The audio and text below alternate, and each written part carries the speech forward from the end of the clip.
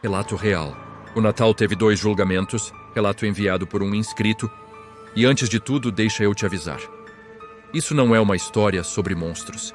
É uma história sobre comportamento, sobre silêncio coletivo e sobre o tipo de coisa que começa pequena e termina deixando uma cidade inteira em alerta. Então, se o Natal começou a dar errado na sua rua, fica atento, porque às vezes não é azar, é julgamento. E se você gosta de relatos reais, histórias sombrias e mistérios que nunca foram totalmente explicados, já curte o vídeo agora e se inscreve no canal, porque isso ajuda o Myth and Story Hub a continuar trazendo histórias como essa. Agora presta atenção. Myth and Story Hub apresenta um relato enviado por um inscrito sobre a noite em que o Natal foi dividido em 2 lados, e fica até o final. Porque o maior erro dessa história foi todo mundo achar que era só uma pessoa. Segundo o inscrito, isso aconteceu numa cidade pequena, daquelas em que todo mundo se conhece pelo nome ou pelo apelido. Na semana do Natal, quando as casas já estavam enfeitadas e as pessoas fingiam estar mais gentis do que o normal, foi aí que as primeiras coisas começaram a sumir. Não eram objetos grandes, mas detalhes. Luzes piscando que desapareciam da varanda. Enfeites que amanheciam quebrados ou simplesmente não estavam mais lá. Presentes deixados do lado de fora que sumiam durante a madrugada. Sempre do mesmo lado da cidade. Sempre nas mesmas ruas, conhecidas por brigas constantes, gritos durante a noite, famílias endividadas, discussões públicas e uma fama antiga de que ali ninguém se importava muito com datas especiais. E no começo, todo mundo colocou a culpa em furtos comuns, até porque naquela região morava um homem isolado no alto do morro, quieto demais, distante demais. Alguém que nunca participava de nada, não decorava a casa, não comparecia a festas e nunca gostou do Natal. Chamavam ele de o Grinch, meio em tom de piada, meio em tom de desprezo, como se fosse mais fácil reduzir alguém a um apelido do que tentar entender o silêncio dele. O inscrito conta que, conforme os dias foram passando, os desaparecimentos ficaram mais estranhos. Não era só roubo. Algumas casas amanheciam com portas abertas, mas nada de valor levado. Apenas símbolos do Natal destruídos, presépios quebrados, árvores derrubadas. Como se alguém quisesse apagar a data e, mesmo assim, ninguém fez boletim de ocorrência. Ninguém chamou a polícia, porque no fundo todos preferiam acreditar que era só o homem do morro descontando o ódio que tinha da época do ano. A virada aconteceu na noite do dia 24, quando o clima estava diferente, pesado, silencioso demais. O tipo de noite em que até os cachorros parecem desconfiados.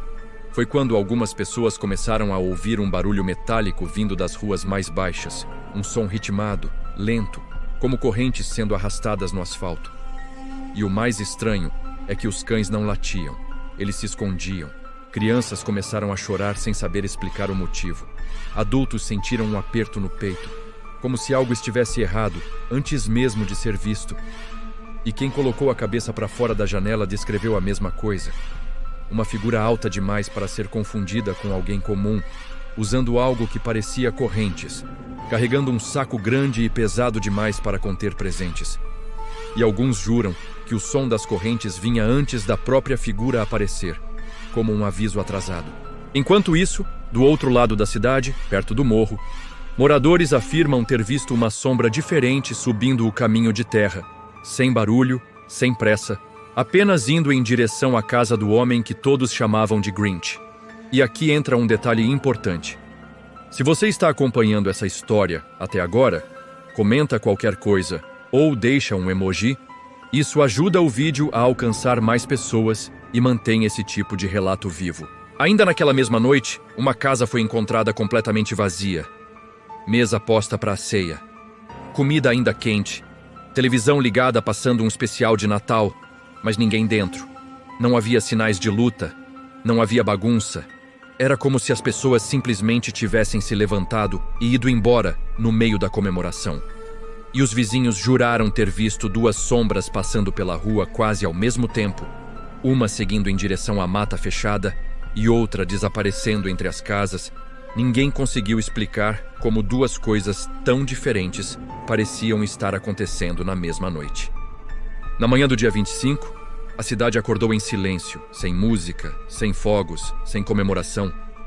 E quando alguém subiu o morro para falar com o homem isolado, encontrou a casa dele limpa demais, organizada demais, sem pegadas ao redor, sem sinais de briga, sem indícios de fuga, apenas vazia, como se ele nunca tivesse morado ali.